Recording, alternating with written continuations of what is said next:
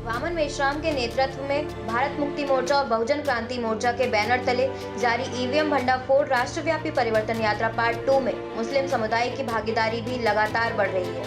इसमें अहम भूमिका निभा रहा है राष्ट्रीय मुस्लिम मोर्चा, जिसके राष्ट्रीय अध्यक्ष हैं चांद मोहम्मद। रमजान के बावजूद उत्तर प्रदेश के पूर्वांचल में वामन मेश्राम की यात्रा जहां भी पहुंच रही है, वहां SC, ST, OBC माइनॉरिटी के लोग उमड़ रहे हैं। मुस्लिम समुदाय के बीच यात्रा क्यों और कैसे जगह बना रही है, इसे चांद मोहम्मद के संबोधन से समझा जा सकता है। सबसे पहले पूरे देश में राष्ट्रव्यापी ईवीएम भंडाफोड़ परिवर्तन यात्रा पार्ट 2 की शुरुआत 26 जनवरी 2023 से कन्याकुमारी से लेकर कश्मीर के लिए शुरू की गई, आरंभ की गई। मूल निवासी नायक मान्यवर वामन मेश्राम साहब के नेतृत्व में इस देश के लोकतंत्र को बचाने के लिए, देश को बचाने के लिए और संविधान को बचाने के लिए राष्ट्रव्यापी ईवीएम भंडाफोड़ परिवर्तन यात्रा की शुरुआत की गई। तो ये जानना बेहद जरूरी है कि जिस मकसद के लिए हमारे पुरखों ने संघर्ष किया, महापुरुषों ने संघर्ष किया, जीवन लगाया, और उनके संघर्ष और उनके जीवन लगाने का परिणाम आज हम सभी को डॉक्टर बाबा साहब अम्बेडकर के लिखे गए संविधान के रूप में आज अस्तित्व में जो अधिकार मिले वो दिखाई देता है। डॉक्टर बाबा साहब अम्बेडकर के लिखे गए 395 आर्टिकल, 12 अनुसूचियां और 22 अध्याय की अगर बात करें तो प्रत्येक आर्टिकल जो डॉक्टर बाबा साहब अम्बेडकर ने लिखा वो हमें अधिकार संपन्न बनाने के लिए लिखा।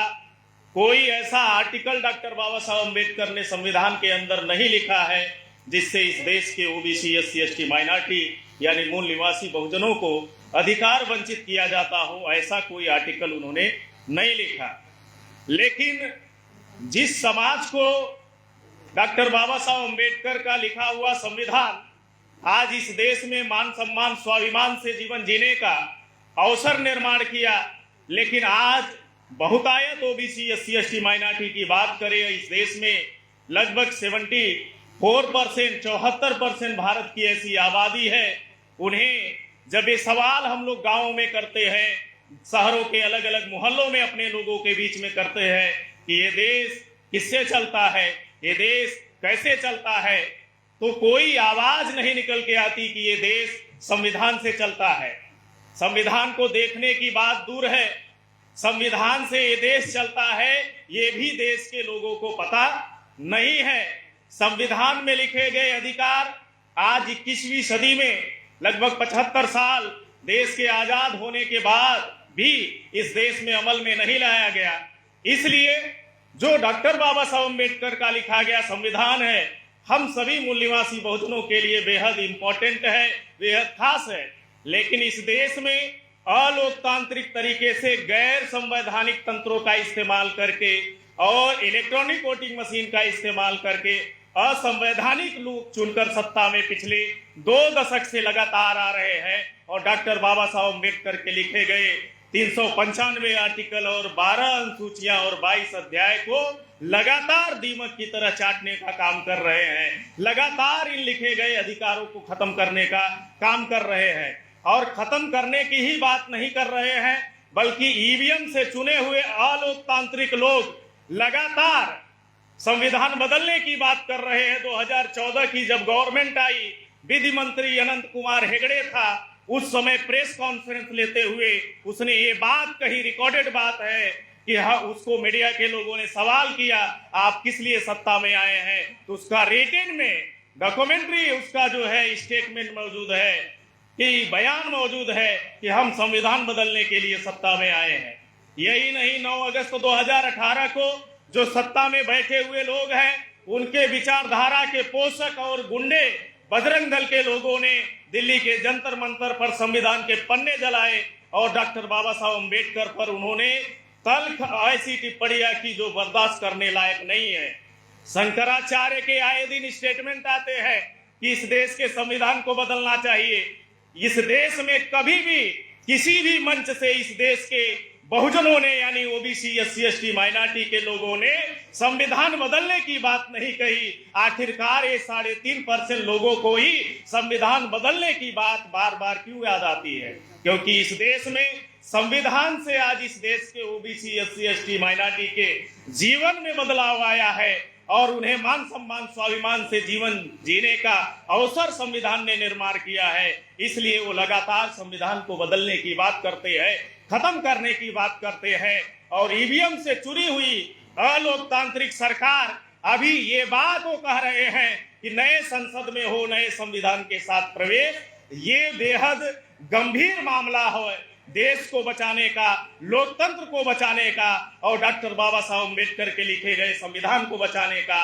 आज मुझे बेहद फक्र के साथ ये बात कहना पड़ता है।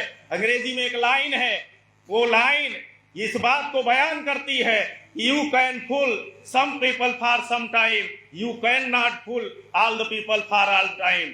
कुछ लोगों को कुछ समय के लिए मूर्ख बनाया जा सकता है, लेकिन इस देश में मूल निवासी नायक मान्यवर बावन मेश्राम साहब जैसी शख्सियत जब तक जिंदा है, इस देश के मूल निवासी बहुजनों को हमेशा के लिए मूर्ख और गुमराह और गुलाम नहीं बनाया जा सकता है। ये परिवर्तन की लड़ाई है, हमारे लोगों को संविधान बचाने की इस लड़ाई में, लोकतंत्र को बचाने की इस लड़ाई में, देश के संविधान को बचाने की लड़ाई में मूल निवासी नायक मान्यवर बावन मेश्राम साहब का तन मन धन से साथ सहयोग करना चाहिए। साथियों, संविधान हमारे लिए इतना इम्पोर्टेंट है जैसे इस देश, इस पूरे धरती का, पूरे पृथ्वी का सेफगार्ड ओजोन परत है। इस पूरे पृथ्वी का सेफगार्ड ओजोन परत है। जिस दिन ओजोन परत नष्ट हो जाएगा उस दिन पृथ्वी से जीवन का अस्तित्व हमेशा के लिए समाप्त हो जाएगा।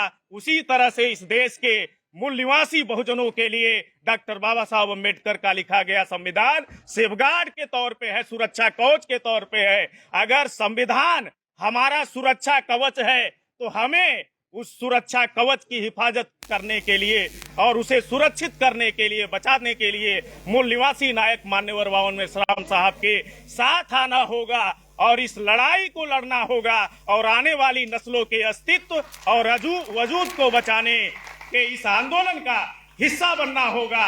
इस मौके पर मैं इतनी ही बातें कहते हुए, 4 पंक्तियां समर्पित करते हुए अपनी बातें खत्म करूंगा। यहाँ मातृशक्तियां बैठी है, इसलिए मैं कहा करता हूं, ये भारत की भूमि है, ये हमारे पुरखों की भूमि है। इसलिए मैं कहा करता हूं कि शेरनी की नस्लें कभी सियार पैदा नहीं करती, शेरनी की नस्लें कभी सियार पैदा नहीं करती। हम मूल निवासियों की माएं कभी गद्दार पैदा नहीं करती। भेड़ियों की ताकत से चीते मरा नहीं करते। बुद्ध और भीम और मोहम्मद के दीवाने किसी से डरा नहीं करते, किसी से डरा नहीं करते।